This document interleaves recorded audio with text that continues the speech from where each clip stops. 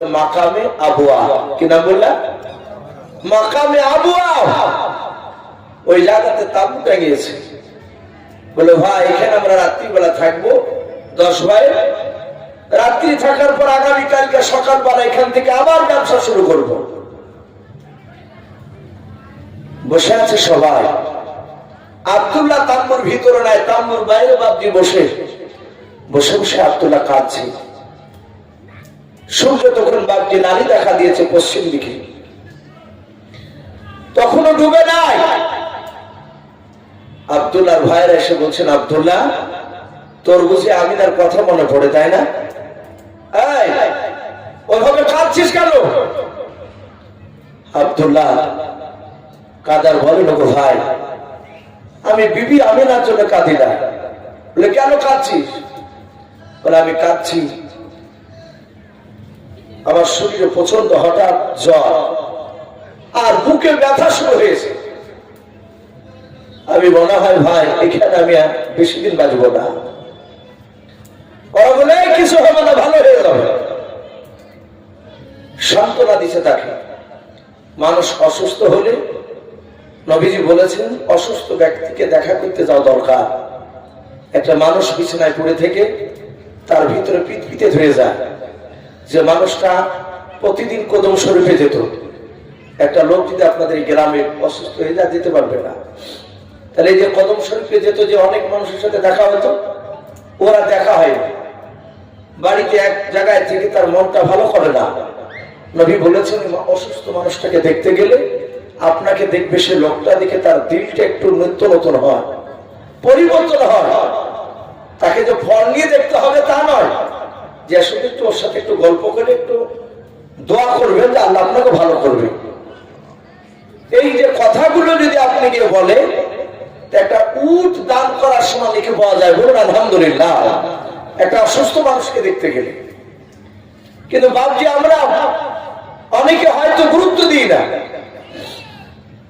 হযরতে আব্দুল্লাহ কাঁদছেন আর বলছেন, ভাই আমি মনে হয় বাঁচবো না।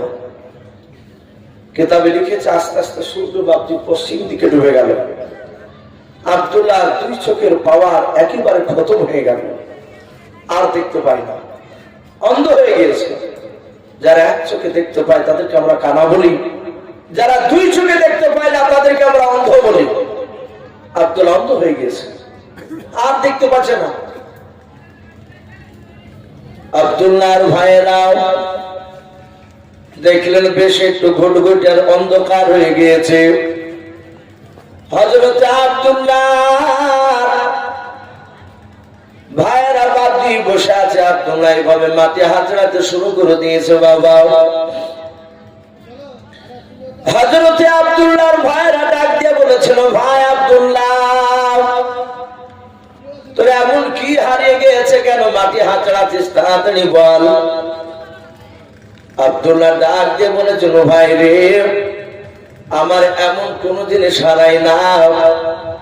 আমি তোমাদের 10 ভাইয়ের মধ্যে আমি ছোট ভাই আব্দুল্লাহ। বলে হ্যাঁ ভাই গো, তোমরা আমাকে করে নিয়েছো, তোমরা আমাকে মানুষ করেছো। ভাই আমার পা তোমাদেরকে লাত লেগেছে, তোমাদের গায়ে পা ঠেকেছে। ভাই অন্যায় করে হয়তো কথা বলে ফেলেছি ভাই, তাই আমি তোমাদের পা দুখানা আমি খোঁজ করতেছিলাম। মেহেরবান করে তোমরা 9টা ভাই আমাকে ক্ষমা করে দাও, বলুন সুবহানাল্লাহ। আব্দুল্লাহর ভাইরা আর না কান্না করে থাকবে বাপ, বলে আমার করে খাতে লাগবে। বলে আব্দুল্লাহ এই তুই কোনো অন্যায় করিস নি, আল্লাহ ভালো করে দেবে, কাঁদিস না। আবু তালিব তার বড় ভাই বলেছিল, ভাই আমি প্রথমে বলেছিলাম আব্দুল্লাহকে নিয়ে যেও না। বল এবার আব্দুল্লাহ যদি এখানে ইন্তেকাল করে তাহলে আমার আব্বার কাছে কি বলে মুখ দেখাবে? ওরা বলছে এইভাবে যে চলে যাবে তা বুঝতে পারে না। বাবজি রাত্রি 10:15 বাবজি পার হতে চলল। যেহেতু ঠান্ডা রাত্রি, আধা ঘন্টা করেন, তাহলে মোটামুটি আর মিনিট 15 বসে বাবজি 10:30 বন্ধ হবে। আগামীকালকে একটু সকালে আসবে, একদম এশার নামাজের পরে বলছিলাম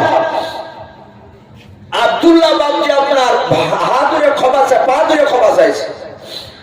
তার ভাইরা কাঁদতে লাগলো, বলে ভাই বল আব্দুল্লাহ কিছু হয়ে গেলে আব্বার কাছে কি বলে কথা জবাব দিবি? আটটা ভাই বলছে ভাই এভাবে যে আব্দুল্লাহ ইন্তেকাল করবে তা বুঝতে পারিনি। আব্দুল্লাহ যে এভাবে অসুস্থ হয়ে যাবে এটা বুঝতে পেরেছিলাম না। হযরতে আব্দুল্লাহ কিনে তার ভাইরা সান্ত্বনামূলক কথা বলছেন, দুই চোখে দেখতে পাই না। হযরতে আব্দুল্লাহ বেশ অনেকটা রাত্রি হয়ে গিয়েছে বাবা।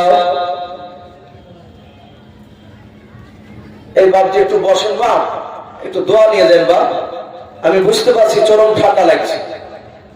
হযরতে আব্দুল্লাহ হাত দুখানা বাপজি বেশ রাত্রি গভীর হয়েছে, হাত দুখানা এইভাবে উঁচু করে ধরলাম। আব্দুল্লাহর ভাইরা সবাই মিলে তাকিয়ে আছে, কি ব্যাপার আব্দুল্লাহ ওপর দিকে কেন হাত তুললাম? হযরতে আবু তালিব হাত দুখানা ধরে ডাক দিয়ে বলেছিল, ভাই আব্দুল্লাহ, এই ভাই আব্দুল্লাহ তুই হাতখানা কেন আকাশের দিকে উঁচু করে ধরলি বল?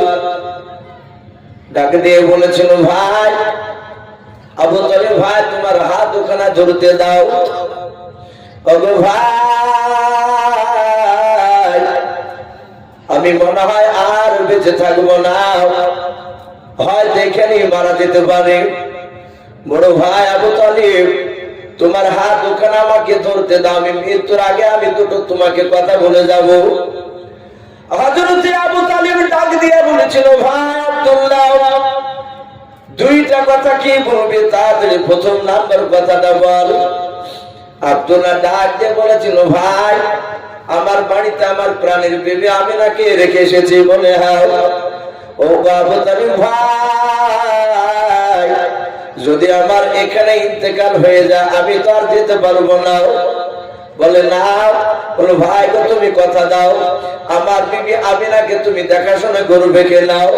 আবু তালিব বলেছিল, চিন্তা না আমি দেখাশোনা করব। হযরতে আবু তালিব ডাক দিয়ে বলেছিল, ভাই আব্দুল্লাহ দুই নাম্বার তাড়াতাড়ি শর্তটাকে একটু তাড়াতাড়ি বলো ভাই।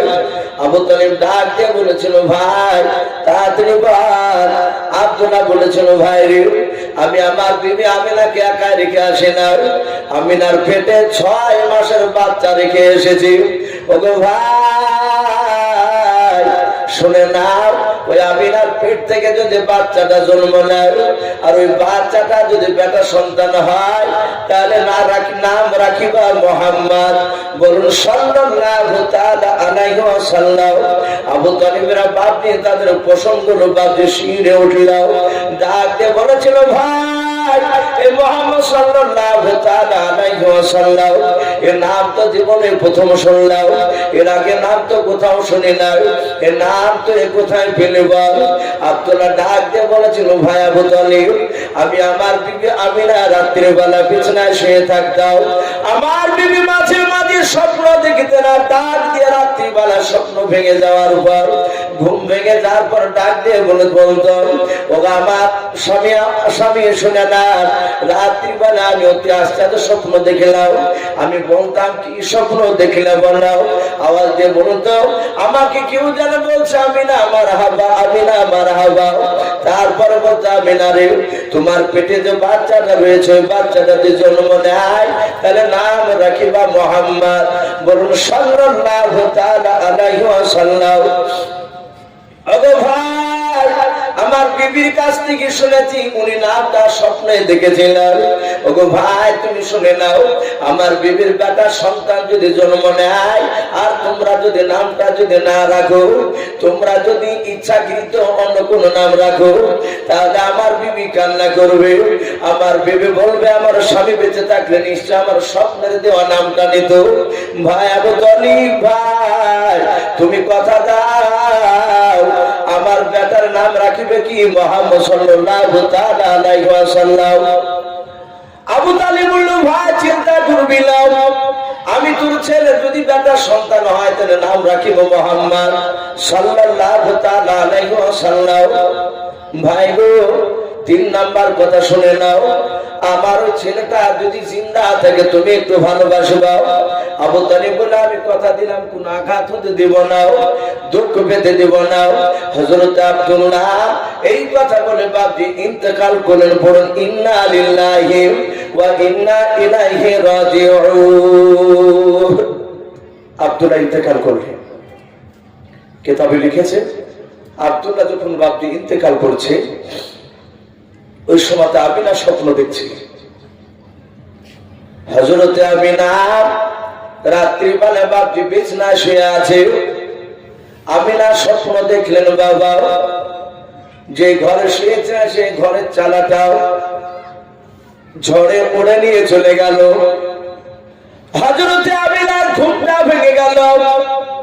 ওই রাত্রিবেলা বাপজি ছুটে গিয়ে নিজের শ্বশুর মশাই আব্দুল মুত্তালিবের কাছে গিয়ে ডাকে দিয়ে বলেন আব্বা আমি রাত্রিবেলা অতি আশ্চর্য স্বপ্ন দেখলাম। বলে মা কি স্বপ্ন দেখেছো বললো? বলে স্বপ্ন দেখলাম আমি যে ঘরে শুয়েছিলাম ঘরের চালাটা ঝড়ে উড়ে নিয়ে চলে গেল। মানেটা কি হবে বললাম? ও বাপজি ভাইরা তৎকালীন সে জামানায় আব্দুল মুত্তালিব স্বপ্নের ব্যাখ্যা করতে পারতেন, তাবির করতে পারতেন, মানে করতে পারতেন। হযরতে আব্দুল মুত্তালিব ডাক দিয়ে বলেছিল মা স্বপ্নের মানেটা আমি সকালবেলায় করবো, রাতে গিয়ে তুমি ঘুমাও গাও। আব্দুল মুত্তালিব মনে মনে ভাবলেন স্বপ্নের মানেটা এখন করে দিলে আমি না কষ্ট পাবে আর ঘুমাবে না। তাই ডাক দিয়ে বলেছিল মা তুমি এখন গিয়ে সব গাও, আমি সকালবেলা মানেটা বলে দিব। আমি না বলে আমি দ্বিতীয়বার এসে ঘুমিয়ে গেলাম। আবার স্বপ্ন দেখলেন আমিনার শরীরের বাপজি কাপড়খানা শরীর থেকে খুলে উর্দু কমে আকাশের দিকে বাপজি উড়ে চলে গেল। হযরতে আমিনা শত চেষ্টা করে বাবা ওই শাড়িখানা বাপজি ধরে কাপড়টা উঠতে পারলেন না। আমিনা বলেন আমি দেখলাম আসমান ভেদ করে একেবারে কাপড়টা বাপজি আকাশে চলে গেল। আমিনার ঘুমটা ভেঙে গেল। আবার ডাক দিয়ে বলেছিলাম বাপ আমি আবার দ্বিতীয়বার স্বপ্ন দেখলাম। আব্দুল মুত্তালিব বলেছিলেন মা তুমি এমন কি স্বপ্ন দেখেছো বলো? ডাকে দিয়ে আমিনা বলেছিলাম বাপ আমি দ্বিতীয়বার স্বপ্ন দেখলাম আমার শরীরের কাপড়খানা ঊর্ধ্বভূমি আকাশের দিকে উড়ে চলে গেল। এর মানেটা কি হবে তাড়াতাড়ি তুমি বলে দাও। হযরতে আব্দুল মুত্তালিবের চোখ দিয়ে বাপজি পানি ঝরতে লাগলো। আমিনা ডাক দিয়ে বলেন আব্বা আপনি মানে কেন বলেন না? আপনি কেন কান্না করছেন স্বপ্ন শোনার পর? আব্দুল মুত্তালিব ডাক দিয়ে বলে মা আমিনা তোমার দুটো স্বপ্নের মানে একই পাওয়া যাচ্ছে। বলে কি আব্বা? বলে স্বপ্নের দুটো মানে আমার মনে হয় আমার কলিজা টুকরা আব্দুল্লাহ আর পৃথিবীর বুকে বেঁচে না,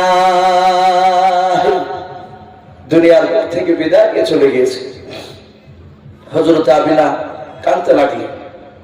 বলে মা তুমি কেঁদো না। হযরত আব্দুল্লাহ ইন্তেকাল করে গেছে এটা সঠিক জানার জন্য আব্দুল মুত্তালিব ওই রাত্রিবেলা তার বাড়ির পাশ থেকে দুটো যুবক ছেলেকে ডাকলেন, ঘোড়া দিলেন। তখনকার শহর ছিল বাপজি বেশিরভাগ ঘোড়া উট এতে বাপজি মানুষ যাতায়াত করত। এভাবে মোটরসাইকেল গাড়ি ঘোড়া খুব কম ছিল। মোটরসাইকেল তো ছিলই নি, মরুভূমির জাহাজ বলা হয় উঠকে সে সময়। হযরত আব্দুল্লাহ আব্বা দুটো যুবককে ঘোড়া দিল, বলে ঘোড়ায় চেপে যাও সিরিয়া, আমার ছেলেদের খোঁজ নিয়ে এসো। এরা বাপজি আপনার দৌড়ে চলে গেল। যেতে যেতে যেতে যেতে বাপজি সকাল হয়ে গেছে। ওই তায়েফ নগরে ওই মাকামে আবওয়া জায়গায় যেখানে আব্দুল্লাহ ইন্তেকাল করেছে, সকালবেলায় গিয়ে দেখছেন গোবর কাটছে। এরা দুজনা সহযোগিতা করে, গ্রামের লোক বাপজি অনেকে এসেছে, সহযোগিতা করে বাপজি সেখানে দাফনের ব্যবস্থা করা হলো। আব্দুল্লাহকে ওখানে দাফন করে দিলে। আব্দুল্লাহর ভাইয়েরা সবাই মিলে বাপজি বাড়ি চলে আসলে। আব্দুল্লাহ যে উঠটা গিয়েছিলেন সে উঠটা খালি ফিরে আসছে। আমিনা কাঁদতে লাগলে। বুঝতে বাকি থাকলো না যে আমার স্বামী আর বেঁচে আছে কিনা। বুঝতে পারেন বেঁচে নাই। উনি এত চিৎকার করে কাঁদতে লাগলেন। আব্দুল মুত্তালিব বললেন ওগো মা এভাবে কাঁদলে তোমার স্বামীর গোর ভালো হবে না। তুমি কেঁদো না, তুমি দোয়া করে যেন তোমার স্বামীর কবরটা আল্লাহ যেন ভালো করে। আমাদের এক শ্রেণীর মানুষ বাপ মা মরে গেলে মাটি দিয়ে বাপজি দেখা যায় তার সন্তান যদি থাকে ওই দিন 10 নামাজ পড়তে যায়, খুব বেশি বেশি হলে 20 দিন, আর যদি বেশি হয় তো 40 দিন। যে 40 দিনকে দিনে বাপজি একটা মিলাদ ফিলাদ দিয়ে দিয়ে যেসব জায়গাতে বাপজি বিরাট করে খানা করা নিয়ম আছে তাতে আরো জোত্তা দিয়ে খানা দেয়, যেটাকে কুল খতম বলে। এসব দেওয়ার পরে বাপজি আর মসজিদে নামাজ পড়তে যায় না। কিন্তু চায়ের দোকানে যদি কেউ বলে যে তোর আব্বাটা খুব ভালো ছিল রে বাপ, তখন দেখা যায় হু হু করে কাঁদে।